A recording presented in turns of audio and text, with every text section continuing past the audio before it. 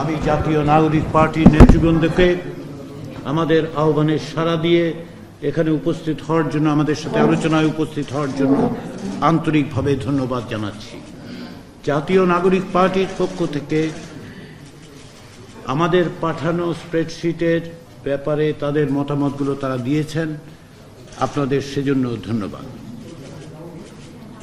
আজকে এখানে এই জাতীয় সংসদের ভবনের অংশ হিসেবে এখানে যে আজকে আমরা এসে কথা বলতে পেরেছি, কথা বলতে পারছি, একসাথে বসতে পারছি, তার সম্ভব করে তুলেছেন জাতীয় নাগরিক পার্টির আজকের যারা নেতৃবৃন্দ, তাদের আন্দোলনের কারণে। সে কারণে আপনাদের কাছে আমরা কৃতজ্ঞ। জাতি আপনাদের ইতিহাসের অংশ হিসেবে মনে রাখবে। বাংলাদেশের ইতিহাসের এক উজ্জ্বল অধ্যায় আপনারা তৈরি করেছেন, তার নেতৃত্ব দিয়েছেন, সেজন্য আপনাদের কাছে আবারও আন্তরিক কৃতজ্ঞতা।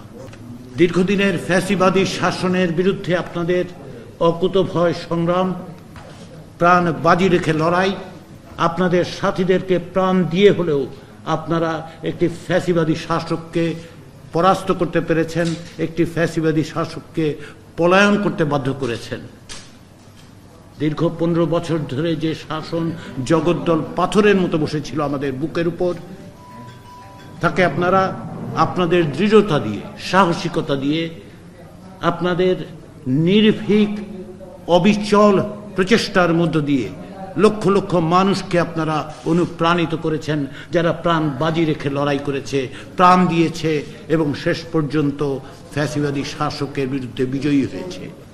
সেই বিজয়ের পাশাপাশি আপনারা সুস্পষ্টভাবে বলেছেন যে আপনারা একটি নতুন রাজনৈতিক বন্দোবস্ত চান, এবং আপনাদের এই বক্তব্যের পরিপ্রেক্ষিতে দীর্ঘদিন ধরে যে আকাঙ্ক্ষা মানুষের মধ্যে ছিল, সেই আকাঙ্ক্ষা মূর্ত হয়ে উঠেছে এটা রাষ্ট্র সংস্কারের জন্য।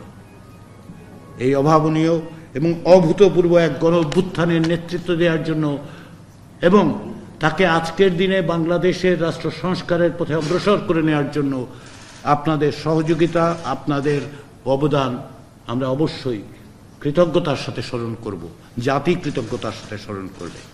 এই দেশের ইতিহাসে আমরা বারবার দেখেছি গণতন্ত্রের আকাঙ্ক্ষাকে কিভাবে পর্যুদস্ত করা হয়। আমরা দেখেছি কি করে গণতন্ত্রের সংগ্রামের মধ্য দিয়ে যে বিজয় অর্জিত হয়, সেই বিজয়কে বিভিন্নভাবে ভুলুণ্ঠিত করা হয়। রাষ্ট্রকে কিভাবে এক ব্যক্তির করতলগত করে একটি শাসন ব্যবস্থা তৈরি করা হয়েছিল। আজকে সেই সম্ভাবনা আপনারা তৈরি করেছেন, আপনারা নেতৃত্ব দিয়েছেন, লক্ষ মানুষ আপনাদের ডাকে সাড়া দিয়ে পরিবর্তনের পথে এক নতুন বাংলাদেশের সম্ভাবনার জায়গাগুলো আপনারা তৈরি করে দিতে পেরেছেন।